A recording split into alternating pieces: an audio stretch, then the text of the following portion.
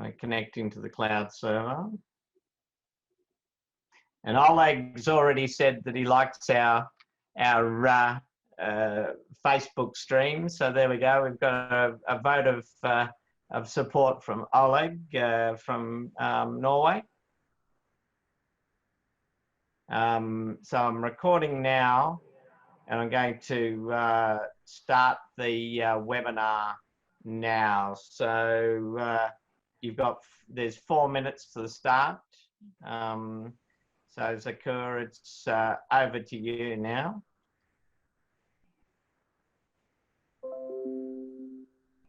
We're now live.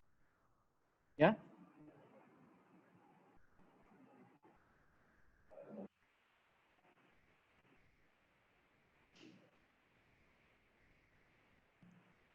We started sharp 4, you know, Rose. So we're live now. You're live? Okay. So if you could just detect, my wife's just got to mute her computer here. Could you just turn the volume off? I've just got to go and help.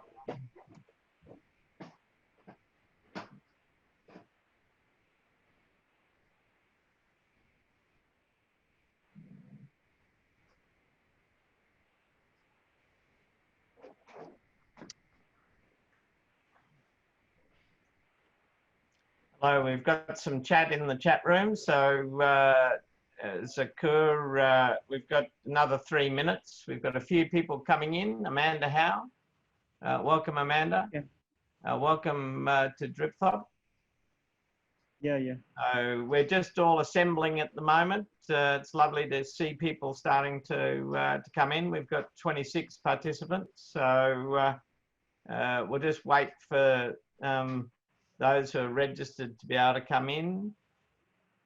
While we're doing that, just to note, we've got over 400 registrants for this, so hopefully a large number of those people will be able to join us. Hello everyone, greetings from Bangladesh.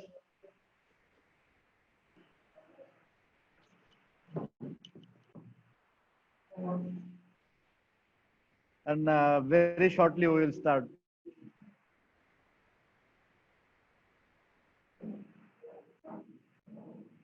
So, can you start, Rose? Zakur, we've got 31 participants. I think you should leave it till shortly after the hour, just to make sure that we're not starting before those that want to join can. We've got Ian Cooper, I notice, and Drew Thop from Bhutan. Welcome. Welcome, Professor Karnabala, too. Yeah, Karnabala is here. Yeah, I think just. And we have Dr. Abu Said also here.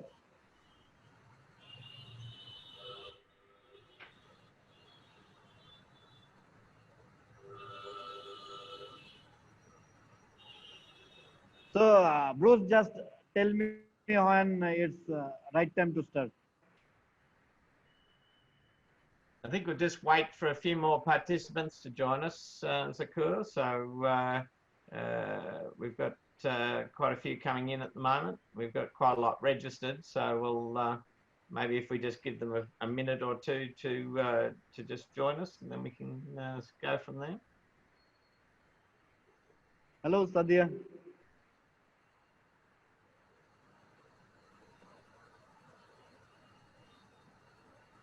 You need to join with us.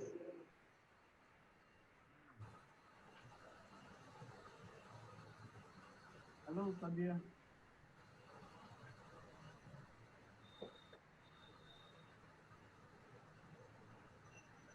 You need to join with us.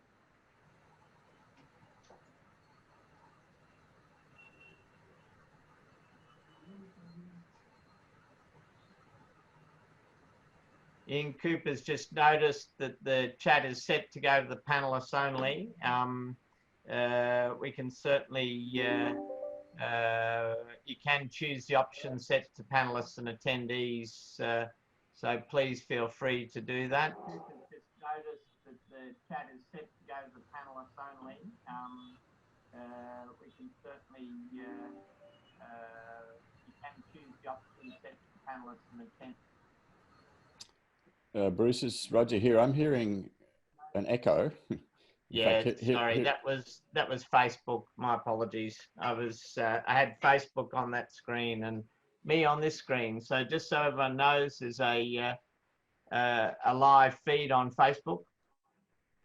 So if anyone is having trouble with the webinar themselves, you can go to Rural Wonca and join in there. So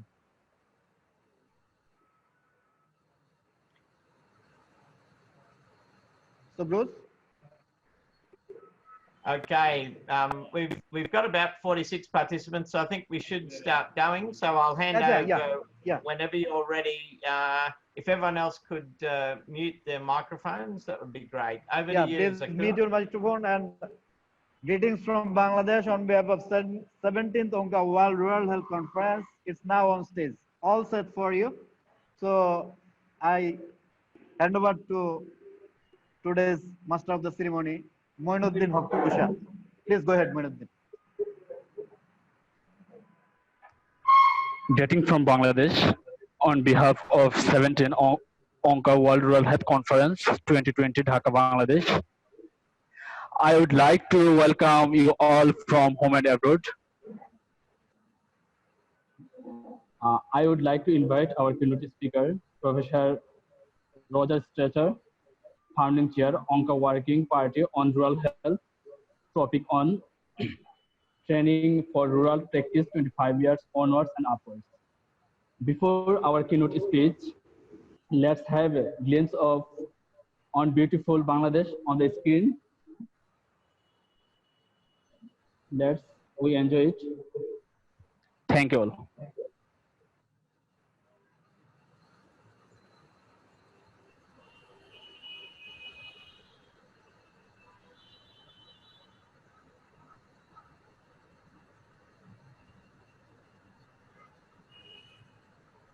আমার সোনার Bangla Bangladesh has been marching towards success against all odds since the liberation of 1971. Our story is the story of relentless progress. We have made several achievements in the health sector. By reducing child mortality of 5 years and below 5 years and improving maternal health, Bangladesh has fulfilled the Millennium Development Goals ahead of time. However, Bangladesh had to strive to cross a long road to come to this position. For any kind of medical treatment, villagers had to come to town. With the dream to deliver healthcare at every doorstep of the masses in the remote areas of the country, Honorable Prime Minister Sheikh Hasina started the community clinic in 1998 under the Health and Population Sector Program. So far, over 50 million people have benefited with care from community clinics, and this number is still growing. With the contribution of land and active participation from the locals and with the technical support from the government, 13,450 community clinics now give service to almost 540,000 people daily. Its value is growing with time. Overall management and promotion of the community clinic is catered by the local inhabitants. আমি একজন গৃহিণী আমাদের মাঝে মাঝে কোনো অসুবিধা হলে আমরা এখানে এসে বিনামূল্যে চিকিৎসা পাই সরকার এই কমিউনিটি ক্লিনিক করে একটা ভালো ব্যবস্থা নিয়েছে আমরা নিজেরাই জমি দিয়েছি আমরা 17 জন কমিটি বিশিষ্ট The government provides a community health care provider, a family welfare assistant, and a health assistant through 6 weeks theoretical and 6 weeks practical training, along with the necessary medicines. Every day from 9 a.m. to 2 p.m., the following services are provided: treatment of minor ailments, common diseases, and first aid, screening of chronic and non-communicable diseases, integrated management of childhood illness, expanded program on immunization, nutritional education and micronutrient supplements, health education and counseling, reproductive health and family planning services. There are also other programs for maternal and neonatal healthcare services. ঘরের কাছে community clinic থাকায় এখন সবাই সহজে এখান থেকে সেবা নিতে পারছে। আমার বাচ্চার অনেক জ্বর হয়েছিল, তো এই জায়গায় থেকে ওষুধ নিয়ে খাওয়ানোর পর এখন অনেক সুস্থ। Community clinic, healthcare near home. Live healthy.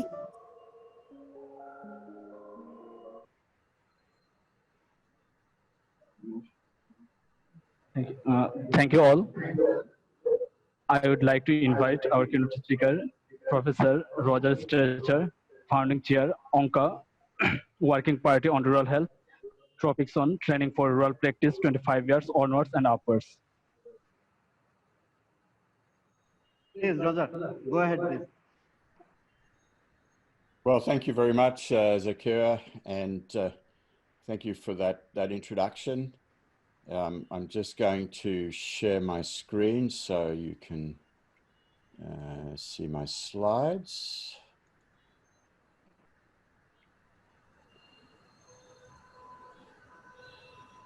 So you should be able to see my slides now. And as you've heard, the topic for my opening keynote address for the 17th World Rural Health Conference is Training for Rural Practice 25 Years Onward and Upward. I do want to start by saying this is an enormous privilege and a great pleasure for me to be with you today. And I want to congratulate Bruce Chater and all the Rural Wonca team, and especially Zakir and the team in Bangladesh for bringing us all together in this way for the 17th Wonca World Rural Health Conference. I think it's fair to say as the COVID-19 pandemic was starting to take hold and the planned conference in April had to be postponed, we weren't quite sure how it was going to happen, but a great effort by so many in Bangladesh and around the world has brought us together today for the opening of this conference. And I expect a really exciting next 3 days from Bangladesh, and then a series of seminars over the coming months, all part of the 17th Wonca World Rural Health Conference. So welcome everyone, a great opportunity for us to get together virtually for this conference, and I think we have much that's very exciting to talk about and to share. So my part of the conference in this initial keynote address is to look backwards and then to look forwards. So it's actually 25 years ago this year that the Wonca World Council approved the first rural Wonca policy, the policy on training for rural practice. What I'm going to do briefly is set the scene and then talk about what we know now that we didn't know then 25 years ago in terms of rural health and rural practice, the experience of implementing training for rural practice, and also about recruitment and retention of the rural health workforce. So I have no conflicts of interest to declare, but I will tell you a little bit about myself. My background is in Australia as a rural general practitioner, family physician. I was practicing about 2 hours east of Melbourne in the southeast part of Australia for nearly 20 years. And during that time, I also was appointed as the first professor of rural health in Australia and the head of what became the Monash University School of Rural Health, which was a sort of rural branch of the big city medical school of Monash University in Melbourne. And then in 2002, the opportunity came to go to Canada and to join others in establishing the Northern Ontario School of Medicine as a multi-site rural-based medical school. And I was there as the founding dean and CEO until last year. And now I'm actually speaking to you from New Zealand, where I'm the professor of rural health at the University of Waikato. And during that time, and particularly between 1992 and 2004, I was the inaugural chair of the Wonca Working Party on Rural Practice. The Working Party on Rural Practice was formed following a gathering of rural practitioners attending the 1992 Wonca World Conference in Vancouver. There were a whole lot of us there, and we were really seeing the need for a much greater focus and a lot of work to do to improve rural health and rural practice. And so we got together over at a lunch break during that conference, and that led to establishing the Wonca Working Party on Rural Practice, which has gone from strength to strength over the years with rural policies, with the conferences like this one, statements, and collaboration with the World Health Organization. This, I think, photograph in a way sums up the Working Party. You'll see, well, you can see this was actually at the conference that we held in Nigeria in 2008, and we were, the group of us here were being installed as honorary chiefs. So this is me, you recognize Bruce Chater, the current chair of Rural Wonca, and this is Ian Cooper, who was at the time the chair of Rural Wonca from South Africa.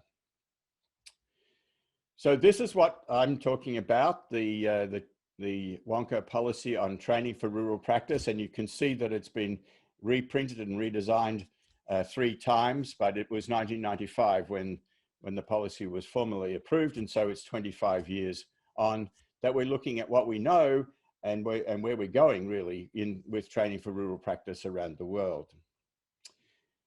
This slide is the beginning of just drawing your attention to the key recommendations in the policy. So highlighting that there was recognized a worldwide shortage of rural doctors and the need really to have a specific interventions that would actually improve training for rural practice. And you can see the recommendations, the first 5 of them there, particularly about recruiting students from a rural background, providing rural undergraduate medical education, training for rural practice after graduation, continuing education, professional development for rural practitioners, academic roles for rural practitioners, and for the medical schools themselves to take on a role, a commitment to serve regions that a specific region, including the rural and remote parts of the region, and connecting with the health needs of the population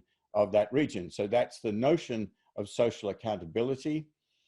And it was actually in 1995, that year, that the World Health Organization provided the definition that is still really the guiding light for social accountability of medical schools and other health professional education institutions. The remaining recommendations were about the importance of recognizing that rural practitioners and their families need to be part of the community and need to be supported. And for all of this to happen, in each country, there needed to be a national rural health strategy. So they are the 9 key recommendations in the 1995 Wonca policy on training for rural practice. So what do we know now? Well, it was actually in 1996 that we held the first Wonca World Rural Health Conference, and that was in China. And I think for those of us who were there were over 300 participants from 30 countries. It was something of a surprise when we realized that although, you know, the countries we came from, the geography, the climate, the developed and the less developed countries, there were so many obvious differences that there was a lot that we really have in common. And in fact, access is the rural health issue. And it's the same everywhere. Even in countries where most of the people live in the rural areas, the resources are concentrated in the cities. There are always transport and communication difficulties between one rural community and the next, and also between the rural and the urban centers.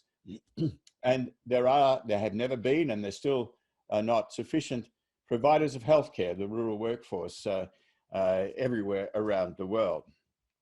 We now know, and we're able to describe rural practitioners. So when compared to their counterparts in the big cities, rural practitioners may be described as extended generalists. They provide a wider range of services. They carry a higher level of clinical responsibility in relative professional isolation. And that's true whether we're talking about doctors like general practitioners or family physicians, pediatricians, surgeons. It's also true about other members of the health team, nurses, nurse practitioners, pharmacists, physiotherapists. Rural practitioners are extended generalists.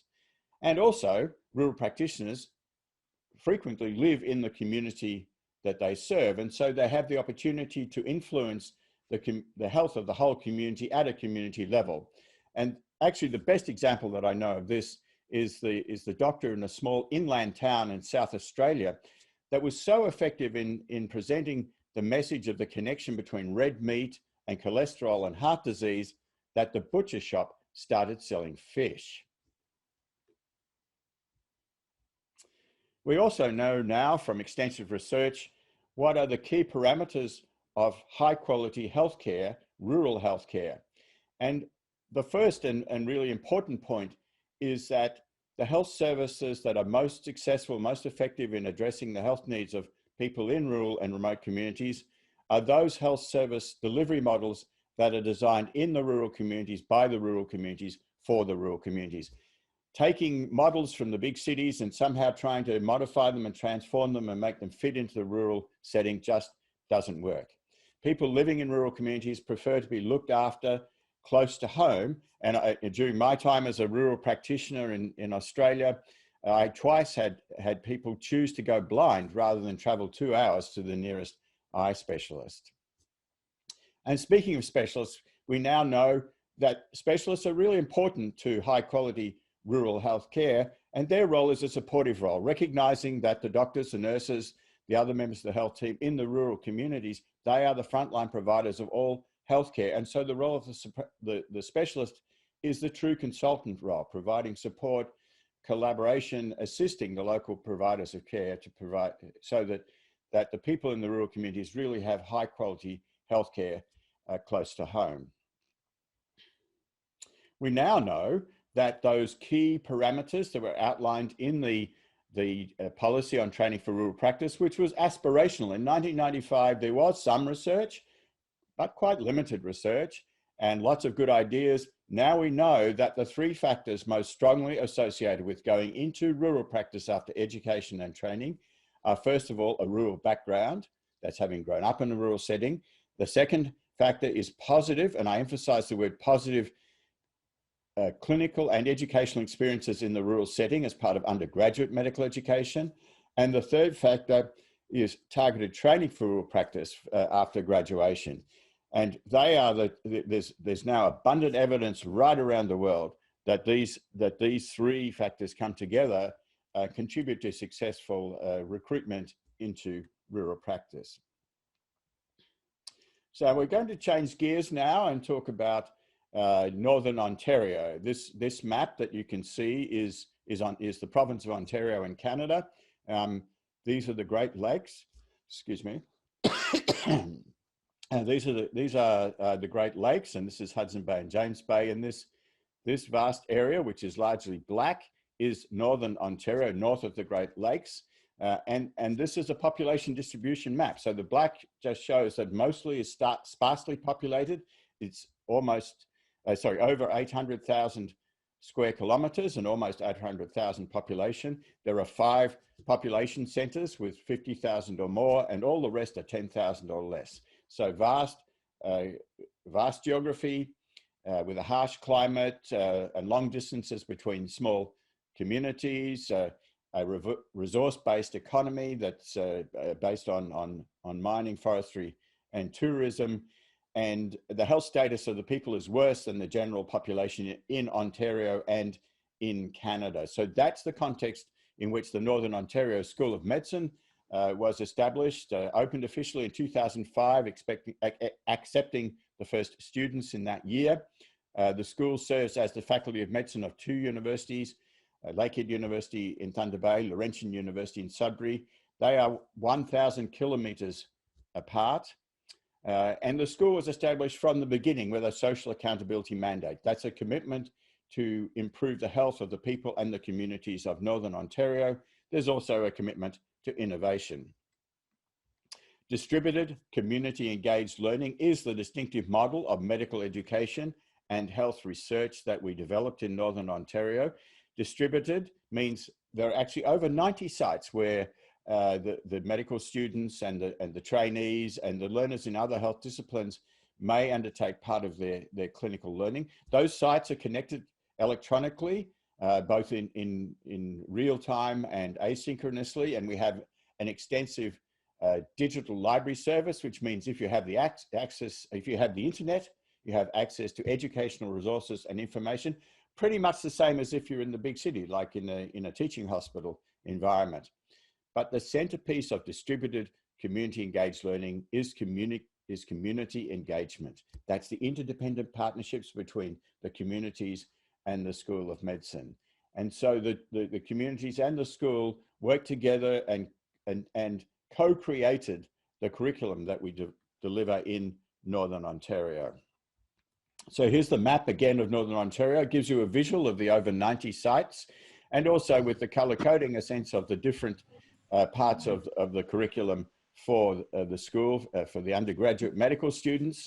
For example, in their first year, all students have 4 weeks living and learning in Indigenous communities. That includes these communities that are very remote. You can only get there by airplane, except in the winter when they cut ice roads to bring in heavy equipment.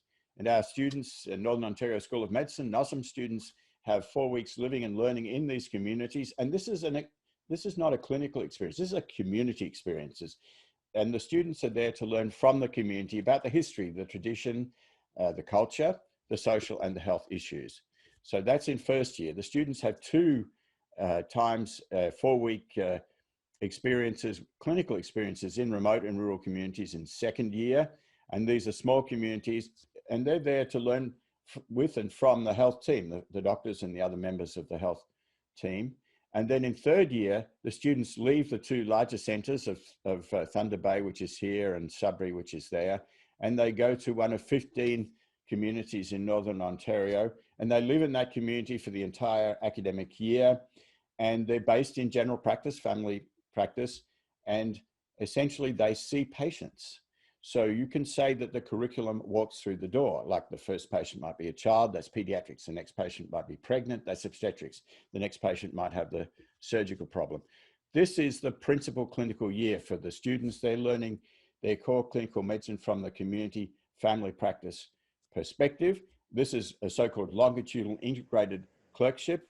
Northern Ontario School of Medicine, NOSM, was the first medical school in the world where all of the students undertake a longitudinal integrated clerkship, which we call a comprehensive community clerkship because of the active participation of the community. You can see the rest of this slide that we have learners in other health disciplines, nutrition, dietetics, physician assistants, and other health science learners that are all part of the education and training programs of Northern Ontario School of Medicine. So what are the outcomes? Well, first of all, if you think back to those 3 factors, the first is recruiting students from a rural background. In Northern Ontario, we aim to reflect the population distribution of Northern Ontario in each class, and we've been quite successful. These figures are from the first 10 years of intake from 2005 to 2015. It's very competitive, over 2,000 applications for 64 places. And we've been successful in the sense that 92% of the students have grown up in Northern Ontario. The other 8% come from remote and rural parts of the rest of Canada. So that's a very different class profile from the other medical schools in Canada, which are in big cities, and most of the students come from the big cities. In fact, 40% of our students come from remote and rural communities, which more or less reflects the demographics of Northern Ontario. 7% Indigenous is lower than our target, which is 12%. And in fact, as a result of this research, we tweaked the admissions process, and the intake is now closer to 12% of Indigenous students each year. And Francophones, people for whom French is their home language, is the other population of special interest, and 22% is a good reflection of the population. Before we leave this slide, I just want to highlight this other. So GPA stands for grade point average, and it's a number out of 4. This reflects the academic standing of the applicants. And, you know, certainly in the big cities, like in Toronto, there was the assumption that we must have lowered the academic standards to allow in all of these dumb Northerners. But in fact, 3.7 is about the same as at intake as the other medical students in Canada.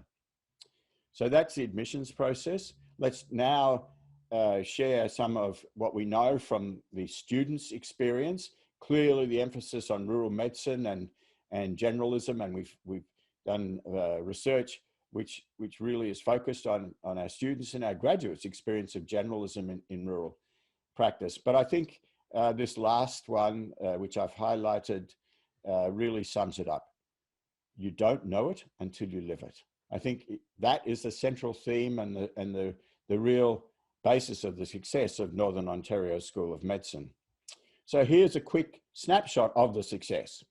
Looking first in the top half of the slide is the graduates from the undergraduate program, the MD program, and you can see that 62% of the graduates have chosen to become general practitioners, family physicians, mostly training for rural practice.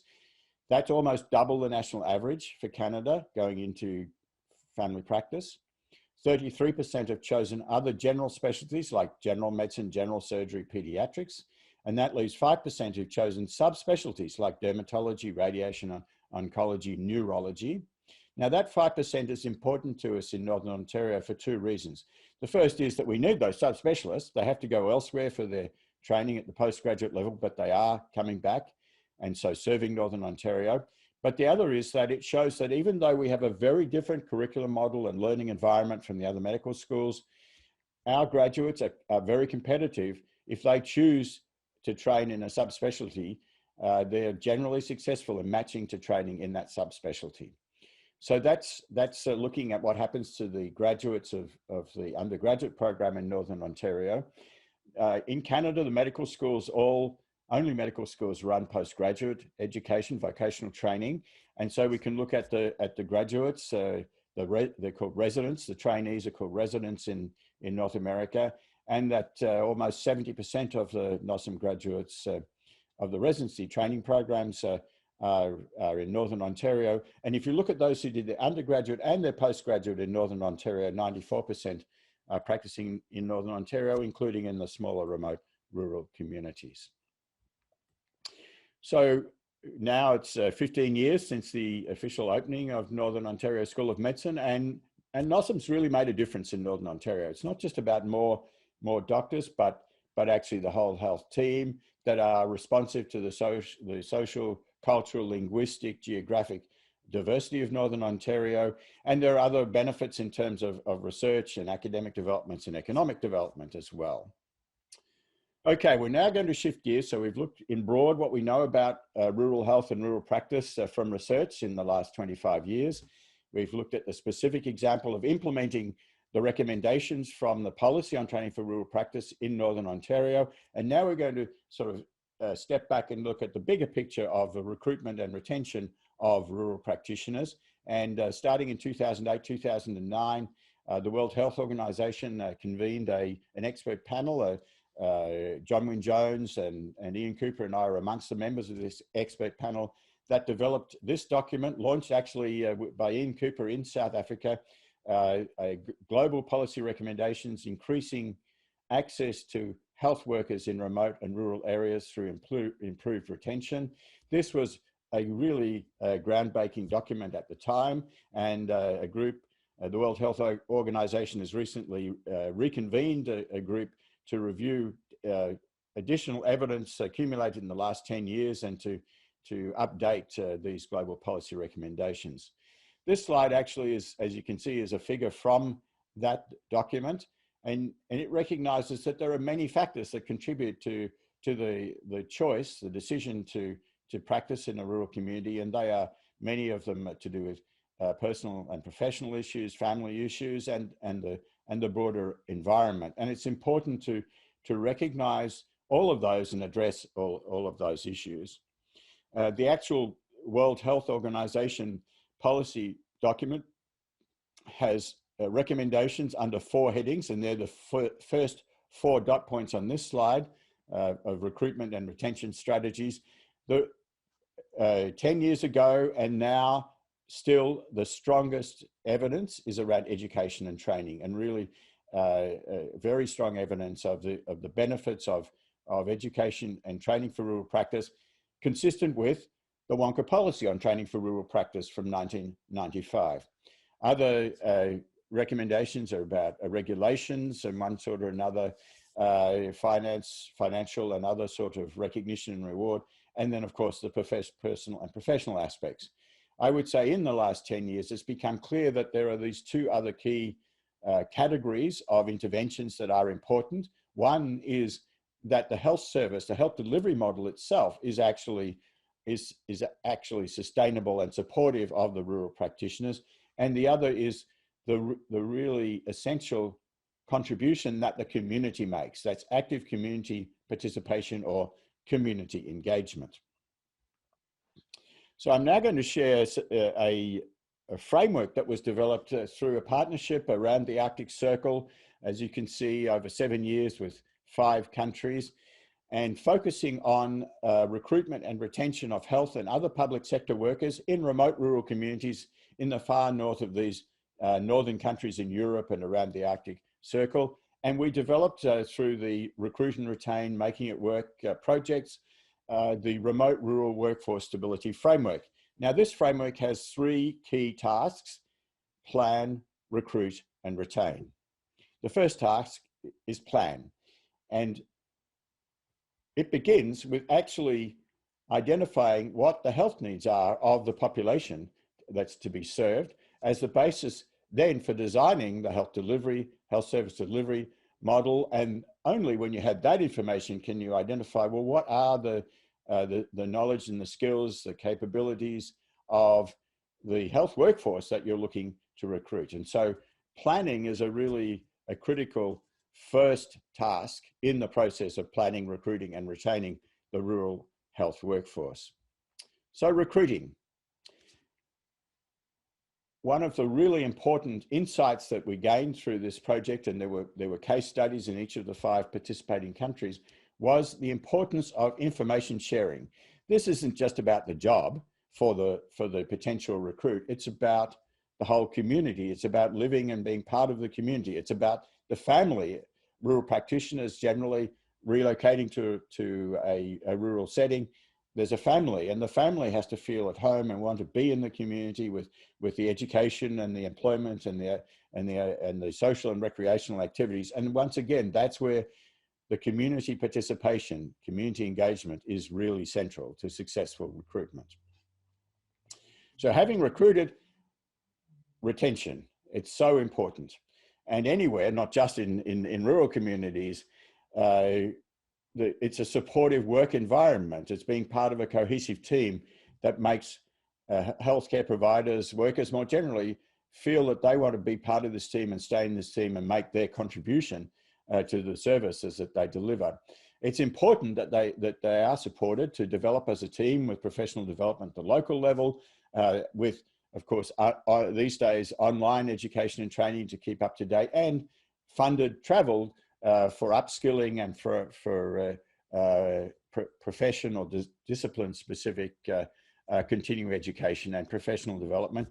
And a critical element, a real contributor to success, is the active involvement in education and research. Education, research, academic involvement is a real contributor to successful retention. And of course, it is about training the next generation of healthcare providers for this rural community and for other rural communities across the region and the world. Now, for plan, recruit, and retain to be truly effective, there are these 5 conditions for success. The first is to recognize that when you've seen one rural community, you've seen one rural community. So those unique aspects that make each community special and the contextual contributions. The next, therefore, is to involve the people in those communities. Active community participation, community engagement, as I've mentioned. Success requires dedicated investment, real resources allocated. This is not just to fit in with the existing budget, but actual targeted investment to actually be successful in recruitment and retention of the rural health workforce. And this is a continuous work in progress. It's not a one-off set of interventions and then you're done. It's really important to establish that annual cycle of activities. At certain times of year, certain activities, it's the right time for them. For example, the graduation of a new cohort from the education and training institutions. That's a key point in that annual cycle. And continuous quality improvement, research and development.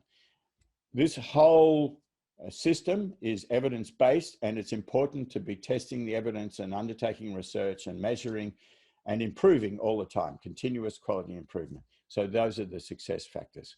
This slide gives you a visual representation of the remote rural workforce stability framework and with those tasks.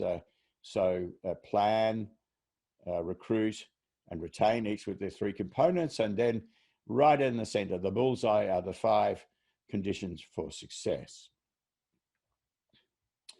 Okay, so we've looked back to the policy and the recommendations in 1995, and we've now reviewed what we know in terms of rural health and rural practice, practical experience of implementing the recommendations in that policy, and also what we know about recruitment and retention, the plan, recruit, retain framework. And here we are right in the middle of the COVID-19 pandemic. I would say there were many developments over the last 25 years that were not anticipated and predicted when the policy was approved, and certainly this pandemic was not one of them. Even a year ago, I would say that most, if not all of us, really didn't see this coming. So this pandemic has brought into sharp focus existing inequities and disparities, the fragility, the lack of the limited resources that rural communities and health services have, to the point of civic leaders in the rural communities telling people to stay in the cities. So you can't escape the virus by coming to us, because we don't have the resources to look after our own people if they become ill, let alone looking after outsiders. We also see the phenomenon of people avoiding accessing any health services for fear of the virus, and that of course then leads to other health issues.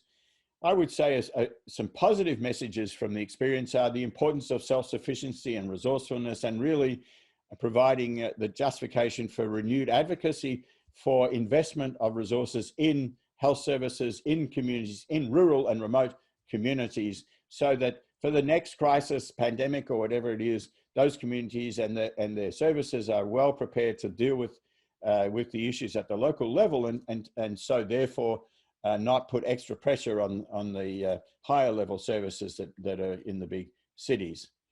And another observation that I've made anyway about the pandemic is that it's made the impossible possible. So yes, there was telehealth, and yes, odd groups like the Wonca Working Party on Rural Practice, Rural Wonca, been meeting initially by audio teleconferencing, now by video conferencing as we are today.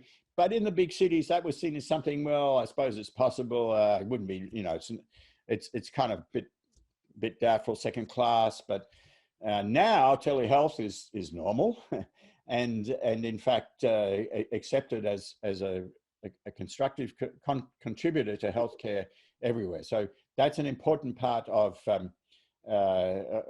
what we've learned and what the world knows. Similarly, this university I'm with now in New Zealand, for the whole year, all of the coursework has been developed online, and the academic staff didn't see that as possible until they had to do it. So lots of positives, as well as some of the major challenges that go with the pandemic. What we know now, just to summarize what I presented, is rural medical education was a great idea back in 1995, and with a main focus on the rural workforce. Now we know that the rural setting is a great place to learn clinical medicine, there's an argument that all medical students and trainees should have some of their clinical learning in the rural setting, because they learn so much and they learn so well. We also know that a facilitated career pathway, the rural generalist pathway, actually works. That was the idea in 1995. We now know that it really works. Starting in the high school, even in the primary school, in the rural communities, and encouraging the young people to see a future for themselves that might include healthcare and becoming doctors. And so that motivates them to study, get the grades, get into university, get into medical school. And you need the selection process to support that, and all of the other components, right through, including once in practice, support transition to practice, not just continuing education, professional development, but opportunities for graduate studies, masters and PhDs, so that the doctors and the other rural practitioners, they can pursue an academic career and progression in their career while staying in the rural setting and not having to move to the larger cities.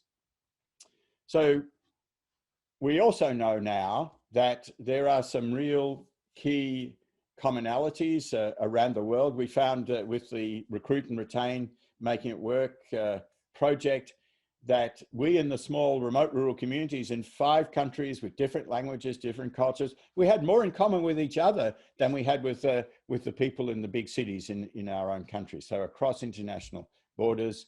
I've already highlighted education and training, recruiting from the remote rural communities, providing that training in the setting and supporting practice, and active community participation. That is absolutely the key to success, or one of the critical factors in success is community engagement. So in conclusion, I would say that 25 years on, we're on a roll. We have the evidence. We have the momentum, and now, especially thanks to the COVID-19 pandemic, we have the opportunity to shape our own future. So looking to the next 25 years, I can see that if we work hard, if we keep going, if we maintain and increase the momentum, that in 25 years, all people living in remote and rural communities around the world will have access to high quality healthcare close to home. That's the end of my keynote presentation. There are some references for those who would like to follow up what I've presented. In this slide also has my email address at the bottom for anyone who would like to make direct contact with me. And I'm sure that the organizers of the conference will make sure that you have access to a PDF of my PowerPoint slides. Thank you very much, everybody. And I'm not sure who's speaking next. Is Zakur, or who do I hand over to? Bruce, over to Bruce. I think Thank you very much. Wanted to make a comment. Yep, go ahead. Thank you very much, Professor Roger Strater, for your keynote speech. Now, I would like to call very much dynamic person, Dr. Bruce Strater. I will call Dr. Bruce Strater. Please welcome Dr. Bruce Strater. Thank you very much. I'm just going to share my screen, and hopefully that will all come up properly. So thanks very much, Roger, for an excellent introduction. I'm Associate Professor Bruce Strater, Chair of Rural Wonca, a rural academic and a rural family doctor providing comprehensive rural primary and secondary care to my town of Theodore in Australia. You can just see Bangladesh there on the other side, a bit further around the globe. It's a great pleasure to set the scene for the next few days on behalf of Rural Wonca Council. I wanted to talk a little bit about the rural ethos. This 17th World Rural Health Conference, hosted by our colleagues in Bangladesh, exemplifies many of the aspects of rural medicine, rural family medicine that we hold self-evident. And that's a sense of community, common goals and experience. It's some collegiate goodwill and shared passion. It's closeness and caring, particularly to our community.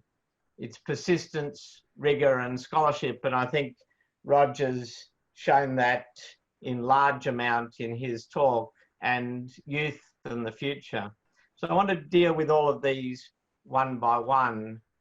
First of all, sense of community, common goals and experience. As Roger said, this year we mark 25 years since the official establishment of Rural Wonca, the Wonca Working Party on Rural Practice. For those of you who don't know, Wonca is the world organisation of national colleges and academies of general practice and family medicine. General practice and family medicine is a tradition of practice, really, based on generalism. And although morphed remarkably in this day and age of megacities and technology, it has its roots in the country doctor, and this was one of the classics of looking at country doctors. In 1992, a young country doctor, Roger Strasser, who you just saw, who had recently added academic to his impressive repertoire, was at the Vancouver conference with a few colleagues. Wes Fab, the founding CEO of Wonca, Nithya Naidu, and Robert Hall. And that small group, they weren't elected representatives of family practice colleges, or they weren't just academics. They were passionate rural doctors who felt for their communities. Wes was encouraging them to form a working party, and what a wonderful working party it's turned out to be. At the next conference, 3 years later in Hong Kong, a small group met, and you might recognize a few of them. The first is John Wynne Jones on the left, then myself, Jim Rourke, Nithya Naidu, John McLeod, Tom Doolan across the back, and then Tariq Aziz, MJ Rajakumar, Roger Strasser, the young Roger Strasser, and Gu Yuan. So they were pretty youthful faces back there, and I would just emphasize that these were young people really in those days, a lot of young people involved, and I think that's the tradition that we want to keep going. So this small team not only formed Rural Wonca, but within a year held the first international rural medicine conference in Shanghai in 1996. You can see the latest view of the Bund at that stage in Shanghai. At that conference, we found out, as Roger said, when you've seen one rural town, you've seen one rural town, but the challenges faced by rural doctors were common. And we see this mutual understanding amongst rural doctors replicated so many times. And no more than in the initiative of our Bangladesh colleagues who have come together to address these challenges in very practical ways. I know I'd love to come and see it someday, the Brahman Baria Medical College with Zakur and his colleagues.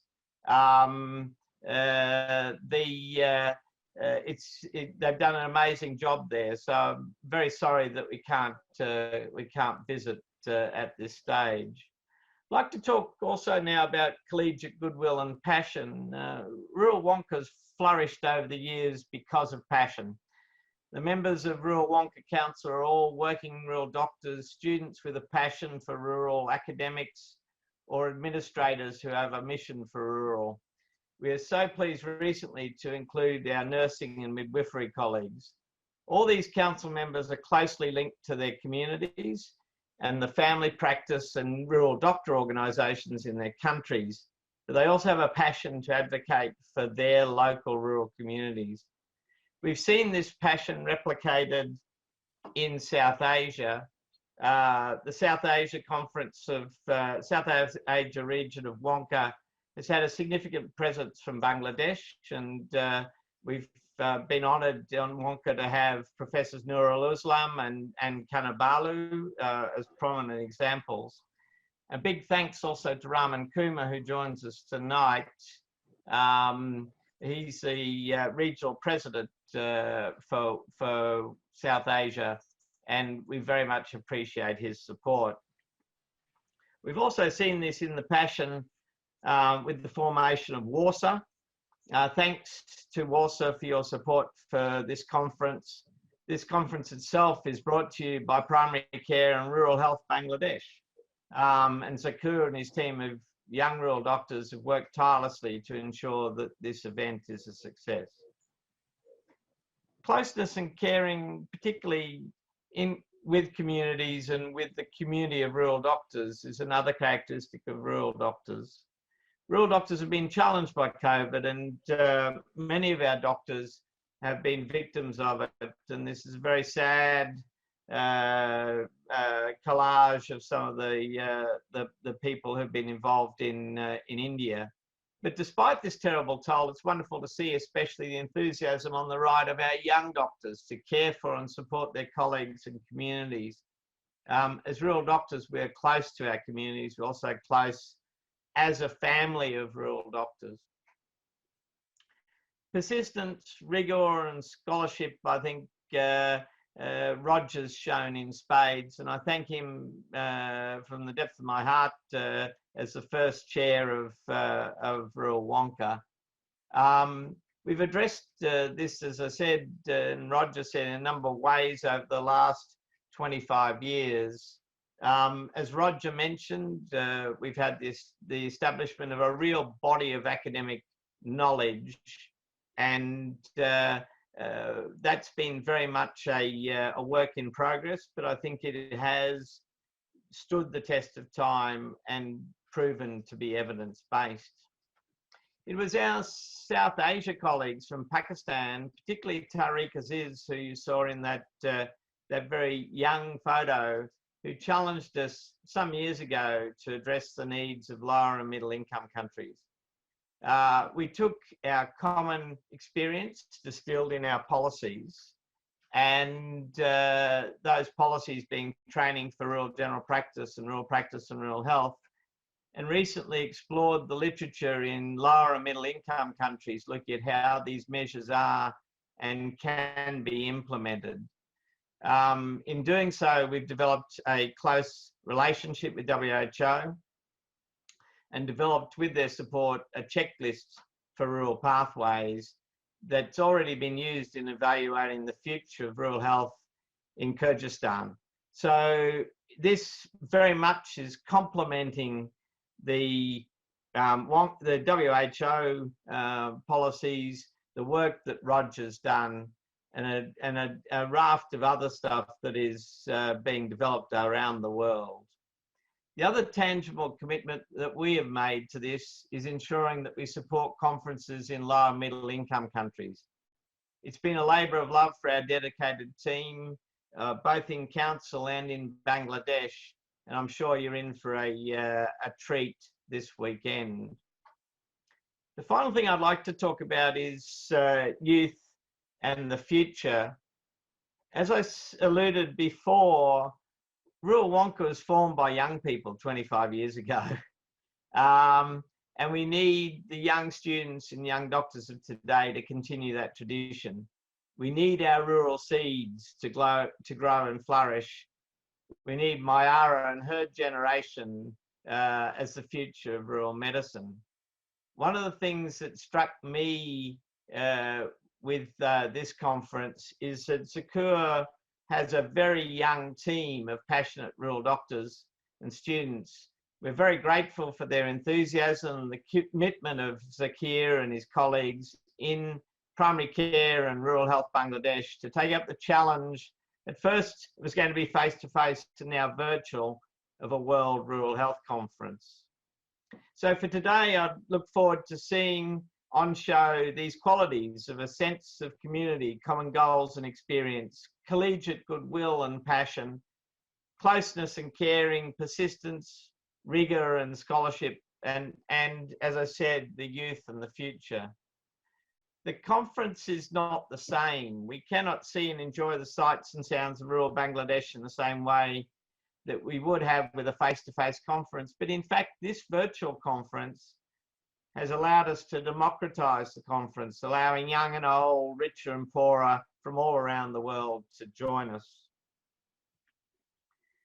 The conference is not just today. We've got not only this exciting program over the next 3 days, but also in the next 4 months, a series of recorded global leader presentations in partnership with Network Towards Unity for Health, followed by case studies and webinars. So we'd want you, please, to contribute case studies and come on to those webinars. We're going to have the launch of another 9 chapters of our Rural Medical Education Guidebook, and then 2 special rural seeds, rural cafes, and finally a closing ceremony. So It is with great pleasure to be able to join you at this conference. I look forward to sharing the celebration over this weekend and seeing the presentations and discussions unfold over the next few months. We have a very exciting time ahead. So thank you very much, and I'll hand back to our colleagues.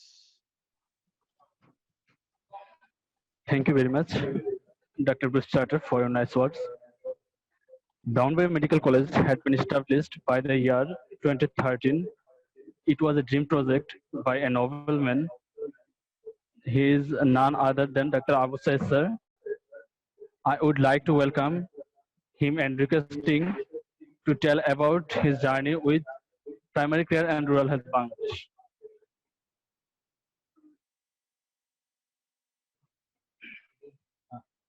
Before his speech, we enjoy some small video about Dr. Abu Said, sir.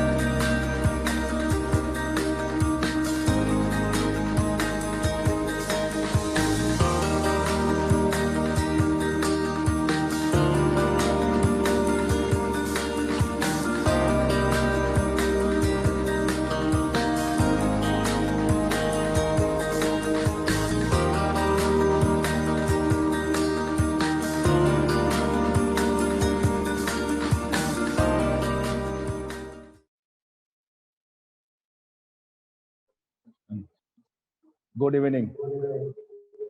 Good evening to everybody who are participating in this occasion. I am delighted to share with you 17th Wonca World Rural Health Conference hosted by Primary Care and Rural Health Bangladesh is now happening with huge enthusiasm.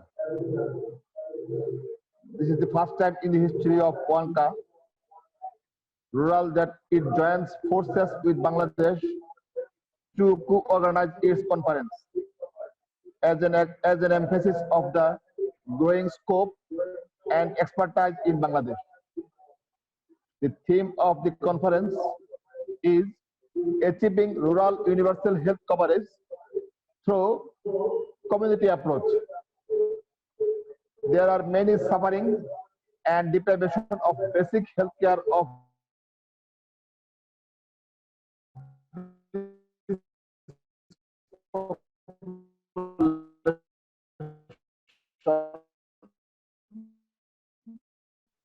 in Bangladesh as there to early disease and other healthcare facilities.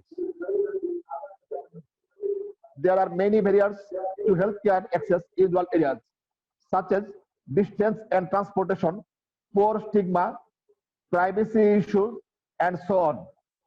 Distance and transportation is the most common barrier in all zones of rural population. This can be a significant burden in and time away from the workplace. Poor health literacy is another barrier for accessing healthcare.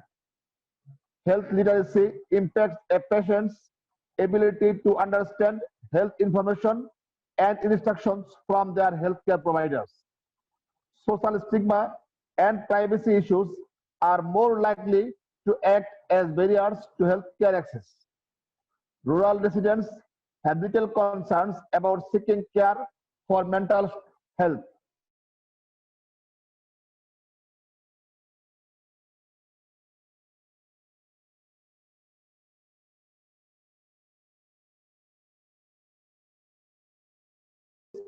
Sexual health, pregnancy, unease or to overcome these barriers to provide primary health care to this rural population in Bangladesh. Along with emergency and public health services, primary care is the most basic and the most vital services needed in rural communities. It provides health promotion, disease prevention, health maintenance, counseling, patient education, diagnosis, and treatment of acute and chronic illness in a variety of healthcare settings. Now, we are giving special attention to primary healthcare in rural areas to control the spread of disease and reduce the growing rates of mortality. I believe we can do it if we work together. I am happy to announce that we already established rural health centers and rural health training center, which is generously funded by our Professor Dr. Zakir Rahman. We have established Corona Isolation Unit with 100 beds separated both male and female in Brahmanbaria Medical College. And we also established a PCR lab also. We need to encourage young doctors and arrange training for rural healthcare professionals. I would like to express my utmost sincere gratitude to thank Dr. Zakir Rahman, the program chairman of this conference, and this team. And I also like to thank our principal, Professor Brigadier General Muhammad Shafiqul Islam, and other personnel of this institute. Thank you all. Keep up the great work. Enjoy the conference. And thank you all. And good evening again.